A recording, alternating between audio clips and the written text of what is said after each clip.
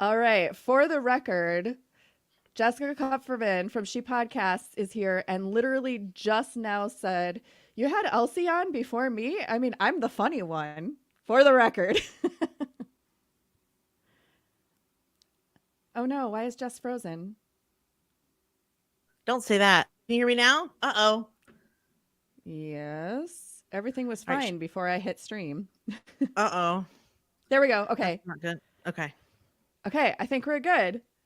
Okay. Hey, everyone Hi. in internet Awkward. land. Here we are. Awkward start to the to the live stream. What are we going to do? That's all right. No one's here anyway. All Not right. yet. So, this is Not a yet. behind the scenes of a recording of a podcast envy interview with the fabulous Jessica Kupferman. And I'm going to do my Hi. official opening and beginning now. Welcome to Podcast Envy. I'm your podcast boss, Andrea Klender. Today I'm having a conversation with Jessica Kupferman from She Podcasts Live, the Sonic Bloom Awards. Anything else I should add? Not yet, but we'll let you know. It's coming Awesome. soon. We are going to be talking about all things podcast communities, conferences, awards, and how all of these little sparkly things in the podcasting landscape can help you elevate your own podcasting experience, show all the things that you do with podcasting. And Jessica, I know this is part of it's one stop on what I imagine is a grand podcast tour that you are doing to promote She Podcasts Yeah. Live. Yes. I mean, How many stops are on this tour so far? so I sent out an email to the community asking if they'd like to help promote the conference that we're doing. And speaking of communities, and they responded very kindly. And so that first day, I scheduled 10 interviews. So I'm very excited. I mean, I still might schedule more, who knows? But just to have 10 in one day, I was like really flattered and excited because I love getting to know the community, like especially on their podcast. It's such a, like it's such a personal thing already. And then also to be a podcaster on other people's podcasts is like so much fun. And then also, don't we make the best guests because we have equipment and we know when to be quiet. We're eloquent and kind of well spoken. So it works out good, I think. I hope anyway. Why do you think that being, I mean, this is maybe not the most intelligent question, but why do you think that being on other people's podcasts is the best way or a great way to promote a podcasting conference? Well, that's a very good question. So I always think that if you are a podcaster, going on other people's shows is a good idea because when you look at data and statistics of the industry, there's let's say 6 billion people in the world or something like that, and a lot of those people are on social media, and but not they don't all listen to podcasts. There's a very small amount of people. It's growing every year that listen to podcasts. So a lot of podcasters, your first job is to convert people into being listeners, and then they listen to your podcast. But if you go on other shows, you can skip that first step. So you don't have to convert everyone. They're already listeners. They already know what a podcast is and all the work it takes to click play on the specific episode that you're on. So that is like half the battle when it comes to discoverability. So yeah, I think that it's a huge way of being noticed with less effort if you have enough people that are willing to have you on. And if not, there's always bookers, right?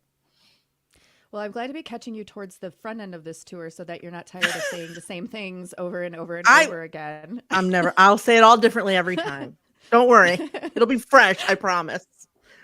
So, for all of you out there listening, listen to every single interview that Jessica does on every No. single show and then check and see if she said it differently. I'm just kidding. They're all about different things. And that's the thing. Like when I was writing a list of the topics of things I could cover, I mean, it is so vast. Like I want to be on all different podcasts, but I don't want to be on all podcasts about podcasting because I really want to talk to, it's very meta, but I really want to talk to people who are, future content creators, future business owners, entrepreneurs, YouTubers, stay-at-home moms, people that are like stifled creatively. Those are the people that I think I can hit by going on a podcast tour, like not necessarily just podcasters or current podcasters, but the ones who've been thinking about it and feel intimidated or, are close but can't, hit the gas for whatever reason. There's kind of floating in neutral for whatever reason. So that's one of the reasons I think a podcast tour is good. I didn't necessarily want to just do digital marketing and industry stuff. I want to go on and talk about work-life balance or self-care or parenting or all the things. I think Say it's more. it's a nice way to go ahead. Sorry. It's a nice way to. What were you going to say? Do you even know? It's a nice way to get a well-rounded reach was what I mean, was what I was going to say, but I didn't mean to. No, I I always was just worry gonna say.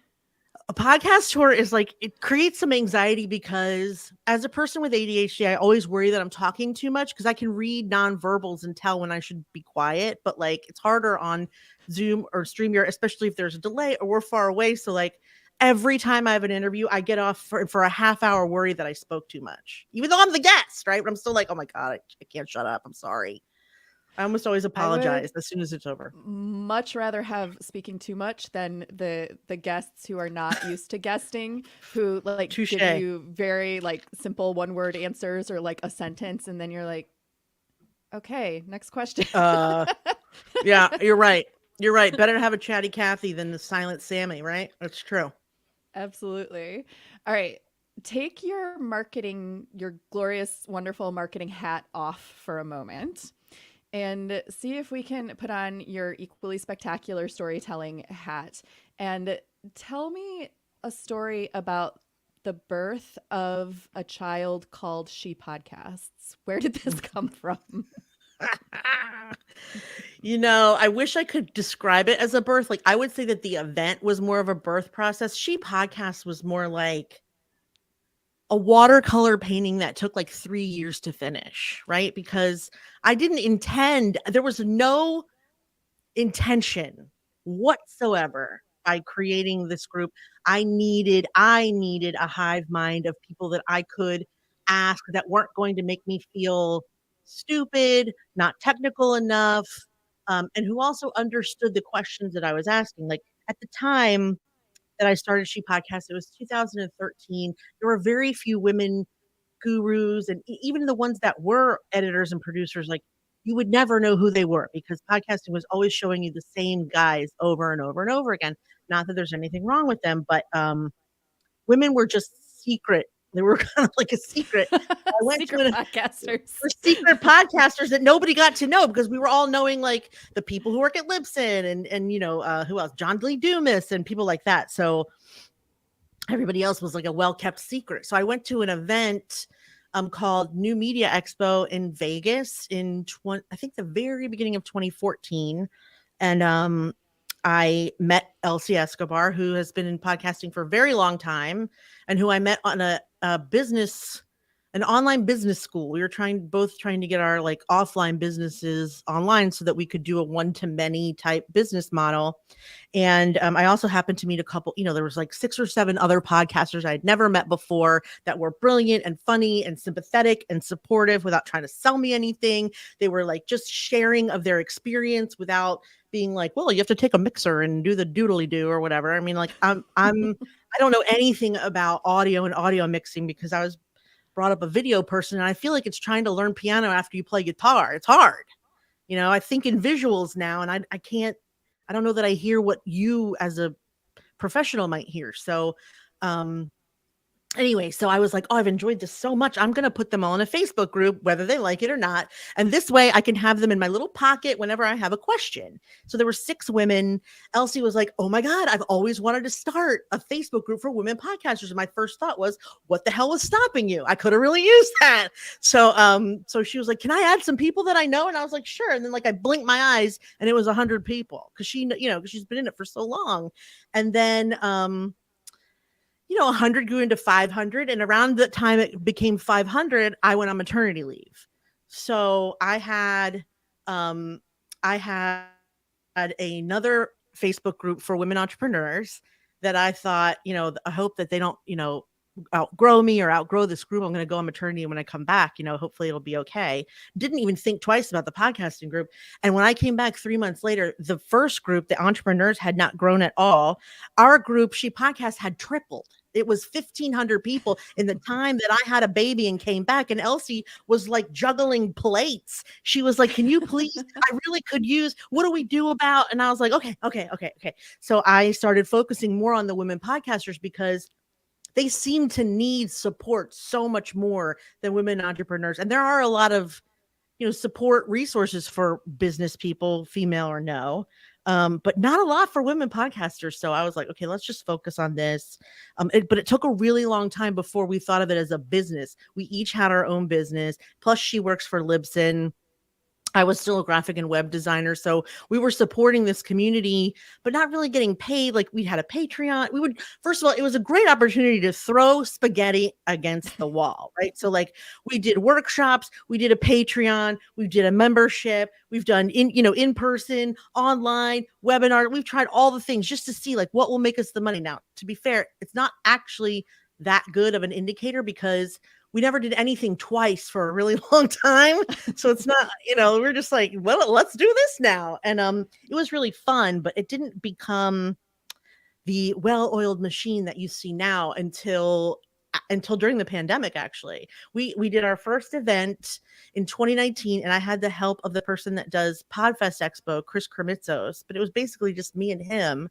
And then there was a pandemic right after my first event. So all the things that we're doing now are things that we have created and made up in the last 3 years. The first 6 years was Elsie and I just being like putting out fires as they came and doing our show together. But that was really the most consistent part of it. We didn't have I didn't even have a business bank account until I did the event. So Weird, huh? now, I mean, I feel like more businesses start that way than we think they do. Like we often think that people have a plan going in. I literally was just on a call right before you.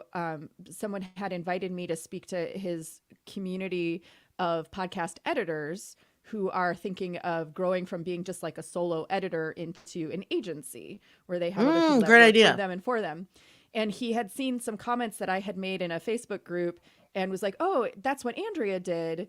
And I would love to have her. And I was thinking, and he's like, so how did you, design your agency and I'm like, um, it just kind of happened accidentally.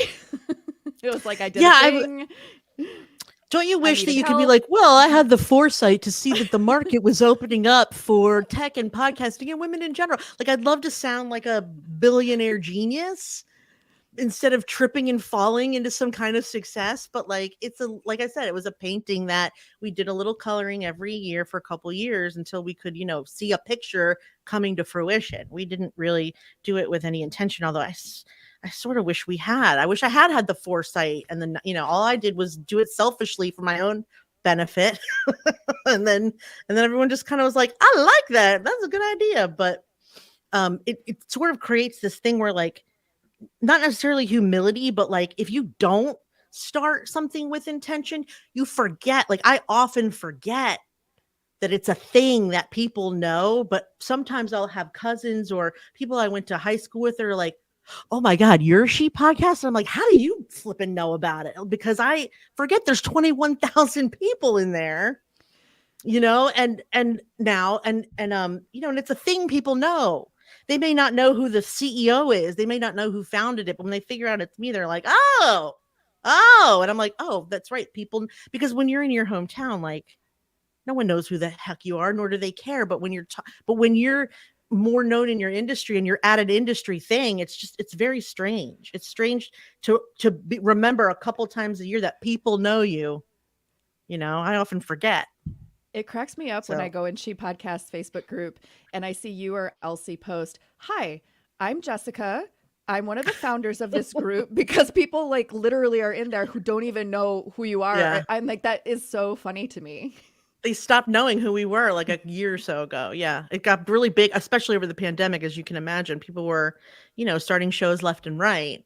And so it got really big over the pandemic. And as a result, like, yeah, Elsie, we used to sit and have meetings and fret over the fact that we were the product, that people were coming to things or buying things or spending time with us or money with us because they knew she and I and wanted to Right. support she and I, because that's not necessarily a sustainable business model. People can, if they don't need your product, but they like you, it's nice, but it's not sustainable. So, Right. um, so having strangers is different, but I think good, in the long run, you know? And so at this moment, She Podcast consists of, so there's the free Facebook group, which is Yes. enormous. Yes. There's the conference, which we're going to talk about in a second. Mhm. There's the show, the podcast, She Podcasts. What Mhm. Not else? that What are big. the other components? There's a membership, which we don't necessarily keep secret, but it's not my primary focus right now because I'm doing the event. I guess I should just let it all out right now. We have been working. Oh, I don't know if I should tell you. We've been I hope that it's finished. I hope that it ends up happening the way that I want it to in the time that I want it to. But we've been working on and conceptualizing a She Podcast network.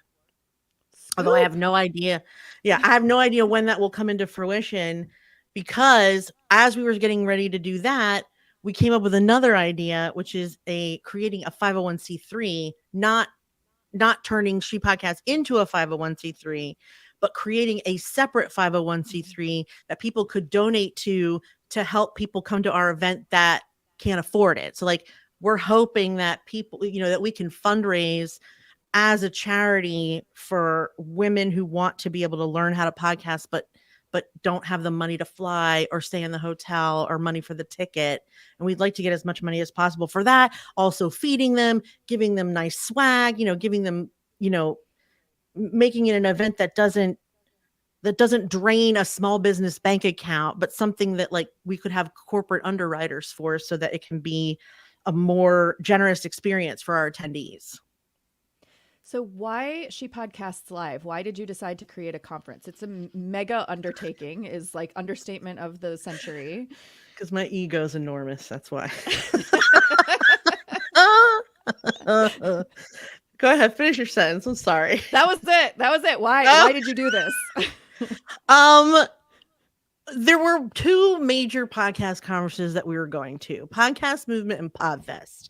And before I state why I started this event, just know that I'm very good friends with the founders and creators of both of those conferences. Like I said, Chris from Podfest helped me do my first event. Jared and Dan like fundraised for their first Podcast Movement. We helped fund it. I've gone to every single one except maybe one or two. And I love them. We're very close and good friends. That said, um, going to the same conferences twice a year and never having a t-shirt that looks good on you, never having like anything pretty to look at. Everything is gray, red, navy, blue. And I'm a very visual person, as are you. And I started wondering, like this is nice, and I know women are allowed here and that we're equal, and that but also, why are they still hiring the same dudes every year to talk? Why don't more women get a chance to talk? Why don't more people of color get a chance to talk? Like, why are we still, I mean, this ain't broke, don't fix it stuff is like just dumb, I thought. So I was like, maybe I should just have a conference where it's 100 women. Let me give people a chance to speak that I know are applying at these other conferences, but that are being told no, because we got to have the same guy again and again and again and again. It just get old. Like, there's only so much you can or even want to learn from the same person over and over and over again. So, actually, it was the t-shirt that irritated me first. I can't lie. And it went from the t-shirt to like the swag, where I was just like, this is like sports shit and dongles. Like, what? I can't have a lip gloss or a sanitizer, nothing. Like, there's nothing in here I would ever touch. I kept bringing it all home to my sons and my husband. And then I was like I annoyed remember, by that. I will just say, I remember the first She Podcast Live, listening to you and Elsie talk about stuff on She Podcast, and the number of conversations, the number of minutes you all spent on agonizing over the swag and like getting the swag right and It's like coming up with important. creative ideas. It was like, it was really fascinating. I had literally never thought about what goes into a swag bag until But then. that's what, first of all, the swag is what makes the attendee feel, it's supposed to feel special. Yes, it's an advertising tool, but that is not its only purpose. You don't have a swag bag so that extra people can put shit in it that is useless. You have a swag bag so that your attendee will feel as if you've been generous to them, and then subconsciously, subconsciously have brand loyalty to you. Oh, I like, Libsyn, they gave us this sleep mask and some lotion, like they'll be more apt to go to that brand if they've been spoiled in some way, even like subconsciously. So I had a professional photo shoot where I wore that Libsyn sleep mask in one of my photos. so you see, I mean, like it works if you work it. And so I just was like, what? And then there was one last thing. I was at Podfest for like the third or fourth year in a row. And every year, either the closing party or one of the ending parties was always at this place that had go-kart racing. It was go-kart racing and beer. They didn't even sell alcohol. It was just beer and go-kart racing. And I thought, what woman wants to come here? Nobody. And like, think of all the I'm thinking of like, okay, podcast movement party. The first one was at like a brewery, a beer tasting, no food anywhere in sight. And I just was like after a couple years that I was just like, God, this really isn't fun. I don't want to go to a batting cage and network with people, because I also have to wear makeup and sweat it off wherever I go. Like, I please provide me air conditioning. It's Dallas. It's Florida. Like, help me, help us, help you. So they're semantics, right? But that's my thing. As a designer, I get caught up in details. Details are really important to me, not just visually, but because like good design takes, math and science a little bit. So like, to me, going to an event where like there's no food but coffee, it starts at 7 a.m. I'm hanging out at a drag race. Like, this is not fun for me. What woman wants this? I don't care if it's a tech conference. This sucks.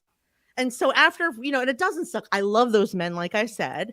But after a few years, I just was like, if nobody's going to fix this, I may as well, because I've had 2 weddings and 2 bar mitzvahs and I can plan an event. Off we go, right? Like, that's the ego that I was just like, this seems like no big deal. Let's do it. Well, 2 weddings and 2 bar mitzvahs do not equal a professional conference. That's a whole nother. That's like saying I can roller skate, put me on a jet ski. It means nothing. But, right. And so your conference, and I will say, because I've been to all of those conferences, and I think they're all like Podcast Movement, Podfest, and She Podcast Live. They're all useful in different ways. Yeah. And they're all enjoyable in different ways. Yes. But I definitely, what feels different to me about She Podcast Live is the overall experience. It's not necessarily like what I learn or how I benefit or anything like that, but it's like I walk away feeling like I had this incredible experience that's very valuable and meaningful to me. So I think that you've hit a lot of those things like square on. I'm wondering for you, when you're thinking about someone who is thinking about the investment and they're like, well, I'm only going to go to one conference this year because it is really expensive to travel and it is really expensive to do this. And, like, do I really need to go to 3 conferences, for example, or whatever? I mean, what you don't. is it? Correct. But it is fun if you do. But what is it about if someone is thinking about attending She Podcast Live and they're trying to kind of justify the time and expense of going, and maybe they don't know anybody, like I go and I have a ton of friends there. I know that I have people that I can talk to and hang out with, but maybe they don't know anybody. Maybe they're new. Like, what is the experience? Why would they come?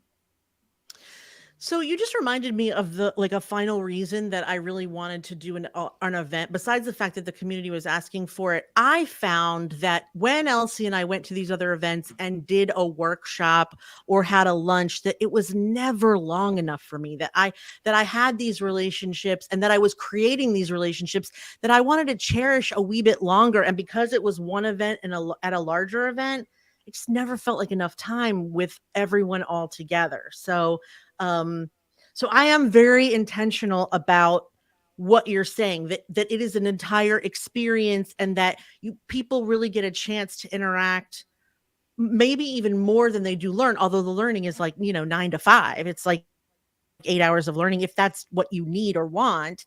We also create opportunities where you don't have to do that. We have a self-care track, and we always have it somewhere where you can go spend time. There's lots of places to meet 101 because there's a lot of introverts that podcast, believe it or not. I mean, I know but people don't necessarily know that, like, we may be chatty, but that doesn't mean we want to talk to lots of people at once.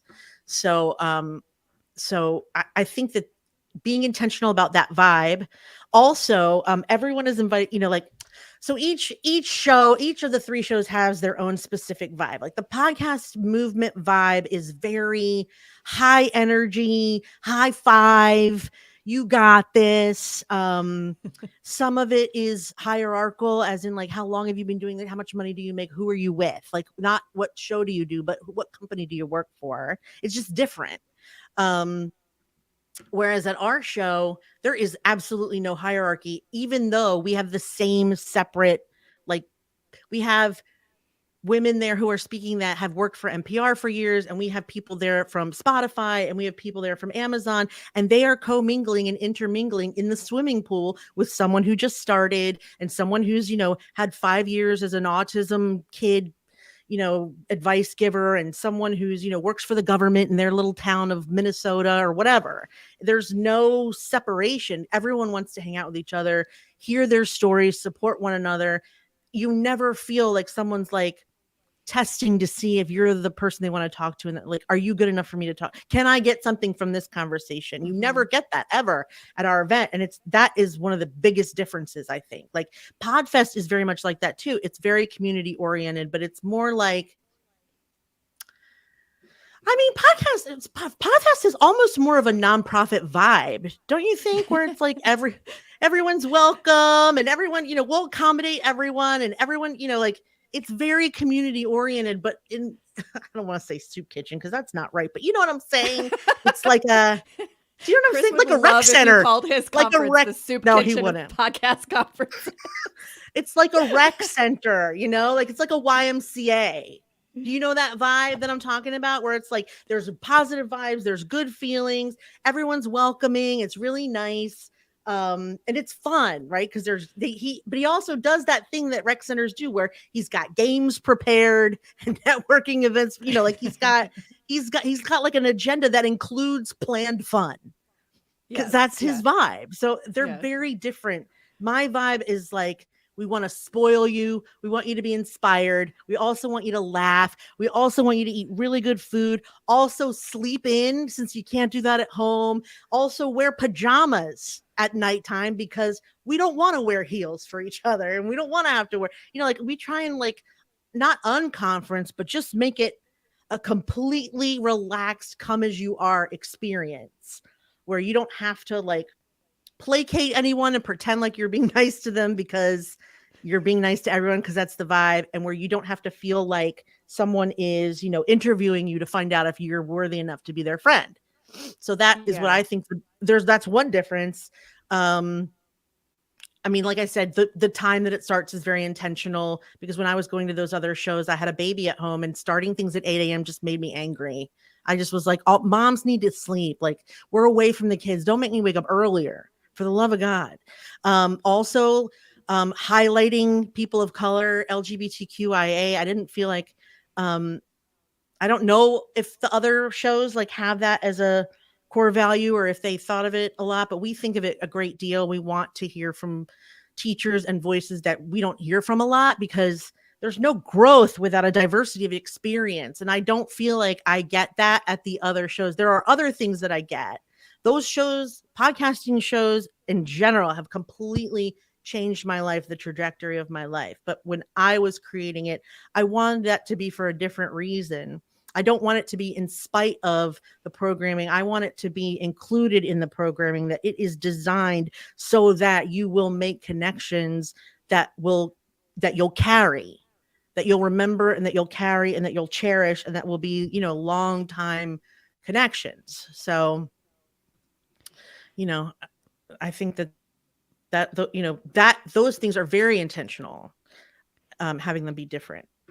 And also, if someone is coming to She Podcast Live for the first time, what are your, like, how do they How do they get that experience? Like, how do they maximize their experience? How do they kind of design their weekend? Is it a weekend or is it during the week this year?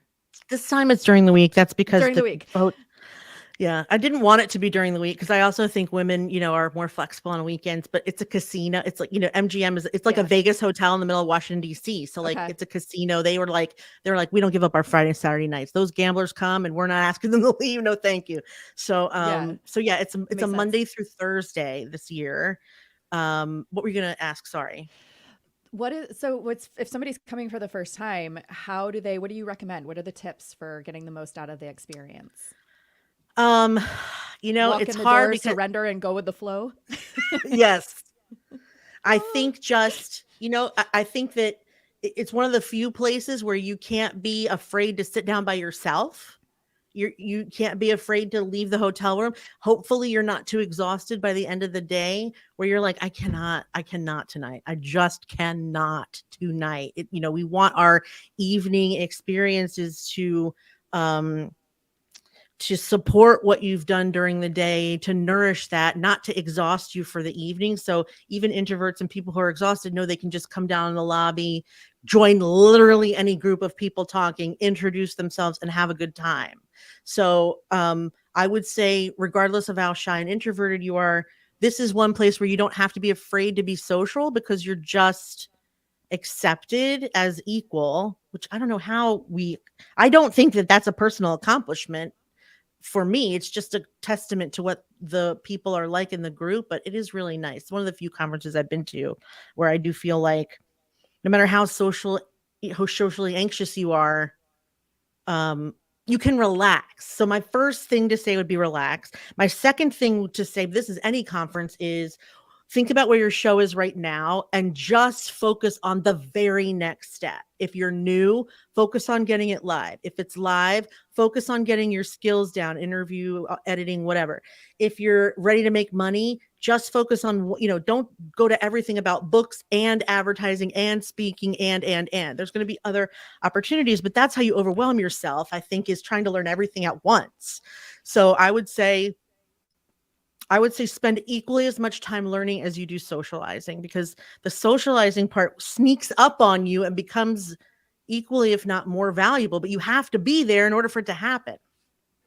yeah, I totally agree. I think at this point in time, like when I first started going to conferences, I would try to pack my schedule. Like every single time slot, I would pick Same, a breakout session to go to. same.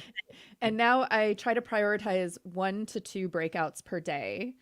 And if I end up somewhere else, like cool, but I just try to So be it. prioritize 1 to 2 and then like focus more on the social time and like the connections and just kind of mix it up a little bit more that way. I agree. Yeah, like the first couple years I did the same thing. Any session I could, I needed to learn everything. And then after a year or two of that, I was just like, you know what? I'd rather just talk to people. I'll get all the recordings. I'll pay for the recordings. Never once watched the recordings I was gonna ever. say, except I've never watched a recording ever. Never. So then I was like, you know what? I'm not even going to worry about the sessions, but I would schedule so much social time with people that I wanted to hang out with that I'd end up having like 2 breakfasts, 2 lunches, not eating it all the whole time, but just, like I'd rather have 3 breakfast meetings than a session.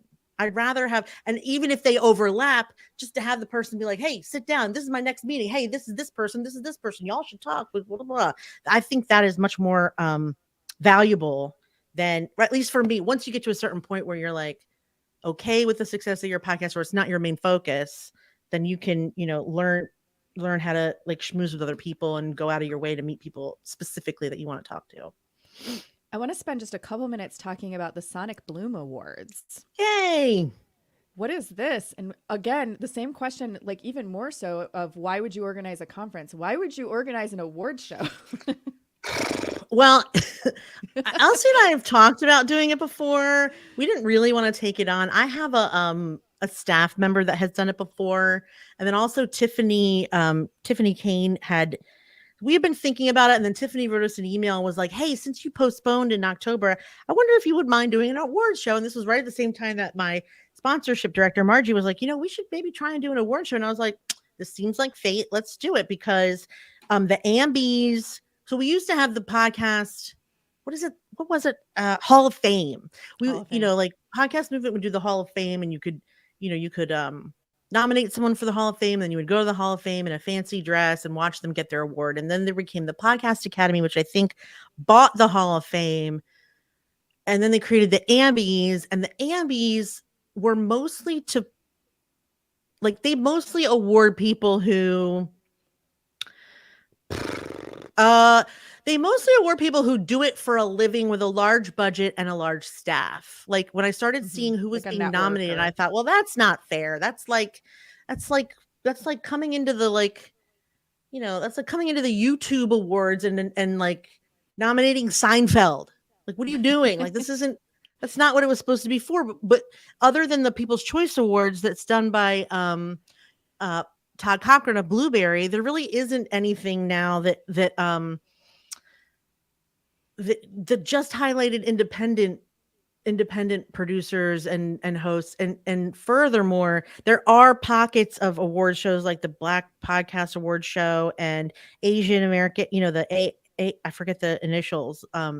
There's a couple, award shows for very specific underrepresented voices, but not one for just independent and underrepresented voices. So I wanted to create something. And I think this is just my opinion, but I think it's dumb to just award the show an award like best comedy, best news, best tech. Like, that's not really a skill. The skill is doing something different, doing something innovative, like having audio that like creates a binaural experience or puts you in a murder, or I don't want a show that puts me in a murder. I've listened to a few true crimes where you hear the footsteps and it's like chilling, right? Or it's just like a documentary, but it's in your brain.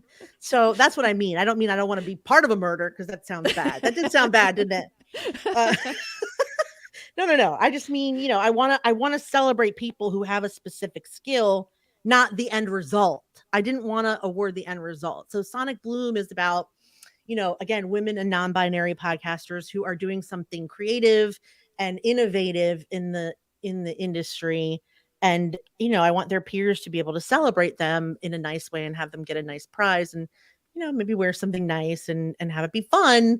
But not, I just feel like those award shows, there's the Ambies and now there's the iHeart Podcast Awards. And watching them, reading about them, like, it makes me feel subpar. And I don't want to feel that way about the industry that I work really hard for. I don't want to feel like I can never win. And I think there is some part of every podcaster that sees Mark Maron and Adam Curry nominated for something and every year think, well, I'm never going to beat that. Like, why would I even, what is this even for? I will never beat Mark. Of course you will not. You'll never beat Mark Maron or Adam Curry at anything. Why are they being nominated? Like, again, the same speakers over and over and over. It's the same people. What's his name with the crazy hair? Malcolm Gladwell and Mark Maron and Anna Faris and, Tim Ferriss. And God, it's just like, enough already. We get it. They have great shows. Yes, Joe Rogan, you have a huge audience. Yes, My Favorite Murder. Y'all are hilarious. We know.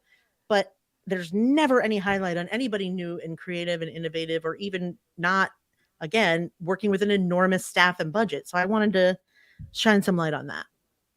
And since this is a podcast, I will mention that the links to all of the things that we were talking about are going to be in the show notes, of course, in the episode description in your app and at podcastenvy.com. That's sonicbloomawards.com. What keeps you going doing all the things? Like, all the things that you do. She podcasts runs on Energizer batteries. Like, spite. Okay, that's a good one. Spite is a really good motivator. I run on spite, and I should say cigarettes and coffee, but it just sounds funny, but that's not true. I don't ever drink coffee and I don't smoke, but spite is real. I graduated college. I was like, anyway, I'll just say that, like, people telling me that I can't do stuff or shouldn't do stuff, or, also being bullied as a kid, really, it motivates you to be like, you know what, you guys are wrong and crazy. So there's something of that in there. I think there's also like what keeps me going? It's hard to say when it's not. I mean, I was being funny, but like, I think what keeps me going is just knowing that it helps people. Like, at the end of an event, or mean, even every day in the group, someone's like, this group has been the thing that has helped me get my message out, or help me with these people, or help me with one amazing thing about our community is that you could just say, you could just post in there like, what's your podcast about? And the answers are so original and philanthropic and, and genius, like all different subjects, and people talking about horrible things, and people working hard to bring joy into the world, and art like yourself. And, like those stories and podcasts, like, even if they only have 200 listeners, like that means a lot to me, that I help support people that are changing other people's lives. Like, so it makes me feel like I'm having like an indirect impact on everyone in there with an audience by at least providing an opportunity to be like, here's what your intake form should look like. Like, it's a small thing, or this is which mic you should get, or here, Yeah. meet Andrea who can help edit your show. Like, that thing can somewhere out there help a teenager who's struggling with something because their mom listens to the show, and and it's life changing. So I can't ignore that, and I mean, I don't necessarily want to ignore it, um, but I can't ignore it. I can only think of ways to be more generous to this community, and to try to give to them without making them pay for the things that I want to offer. So that's why the 501c3, like, I want to be able to support them even more without having to make them support me. So we're working on that, but yeah, that's what keeps me going. That, and like I said, a lot of spite. I'm Generosity spiteful. and helping people do amazing things, and spite. I mean, yeah. Like the Ambi, like, you just heard me get fired up about other conferences, other award shows, men's t-shirts. Like, I'm clearly spiteful. Clearly spiteful about those things. And they're all small things, but when you add them all up, it's just like, this girl, like, I mean, also, let's say impatience. I think what keeps me going is like wanting something to happen and not willing to wait for somebody else to do it. Like, I want to do it because no one else is doing it. And why should I wait? I'm the type of person where I'll look at a job. Like, when I was younger, I would look at a job description and read it and be like, they don't need this. What I could do is these 3 things, but then also add this. And I would go and pitch them my own job and get it. But like, change the whole thing around so that I was the one qualified for it and then get it. Which is like kind of crazy, right? But yeah, I'm not patient, and I'm good at, like 4 things, and I like to put them to use, I guess, without conflict. I was just thinking, as we've been talking, that you have a unique skill and ability for helping people be seen and feel like they've been seen. I love that. I hope so. Are 'Cause, you like, talking in a wide scale or an individual scale? Like, I'm how do you mean? Like, talking in both cases. Like, okay. going to a conference and seeing that they have t-shirts that are cut and sized appropriately for your body is like a Mm, very, it seems small and insignificant, but it is huge in feeling like you are being seen and without, thought of. like, Yeah. physical eyes on you, kind of thing. Yeah, like, That it's not you're just a being, formula that I'm tallying. I'm actually thinking, like, what if there's a super skinny, what if there's someone in a wheelchair? What if there's someone that's, that's non-binary, and they don't, so we try to have, like, yeah, like, gender neutral bathrooms, and yeah, like you said, like, shirts that are cut for women, and healthier food options, and vegan, like, yeah, we try to be really accommodating, I think, in and all the then, ways. That's a nice thing for you to say, though. It's interesting that you said it just like that, though, because long ago I had my Akashic records read. Do you know what that ooh, is? yes, I do. And the woman told me that she saw, this was years ago, but way before I was going to do the event, and she said, I see you on a stage, but you're not necessarily speaking. It looks like you're pushing other people on the Oh, stage, like you're pushing people into the spotlight. I think that's your calling. And I was like, at the time, I was like, I don't know what the hell that means. Okay. I thought maybe it meant I should be a speaker. And I started like going down that path a little. And then when I did the event, I realized, like, oh, I am spotlighting other people, not the way that she saw, but sort of. So when Yeah, you said that and you help people be seen, I was like, yeah, that sounds about right. I'm glad that I'm, fulfilling that finally, because I always wondered, when it was told to me, how the heck I was going to accomplish that. yeah, and like even with the way the awards are being designed, as you mentioned, it's not like best show in this genre or category. It's Right. like, let's recognize you, the creator, for the unique, specific gift that you bring to your show, regardless of what it's about Yeah. or what genre it's in. And so it's not recognizing the Yeah. show, it's recognizing the creator. It's the person. Yes. Hmm. I was very, yeah, that was also very intentional, because if you think about those shows like Katie Couric's show, like I remember I went to the first podcast upfront, and they had all the celebrities there. Shaquille O'Neal and Adam Carolla and Katie Couric were all supposed to come out and explain to advertisers why they should buy on these specific networks. And all the celebrity were like, I was just told to come here and tell them all about my podcast. But Katie Couric was like, walk into the studio, I sit down, I talk, I walk out. That's all I know about podcasting. Thank you. Good night. And I was like, what are we doing here? Like, what are we doing? Like, that's not a skill. She already had that skill. The skill is creating cover art that makes you zoom right to that, to that thumbnail. And the skill is creating like a vibe before the show even starts that puts you in a good mood. And the skill is like using your podcast to like further, gender equality. Like those are skills. Those are above and beyond skills that I want to find those. Really, it was like, I want to find these people. Who are these people? These are the people I want to meet and say thank you. And so that's how we figured out the categories. But I mean, yeah, the show, like even the Oscars do that, right? They give you best picture, but it's one award. Everything else is like costumes, music, acting, supporting acting, directing. Like they're the people. The people need to be recognized, not the show. That makes no sense to me. Spite, spite, spite. In your heart of hearts, the long grand vision of She Podcasts. I mean, we talked a little bit about the potential for a 501c3. We talked about the potential Mhm. for a network. We talked about all Yeah. these things, but like, if anything were possible, what is the legacy that you leave behind for She Podcasts? Like, what is the ultimate end game?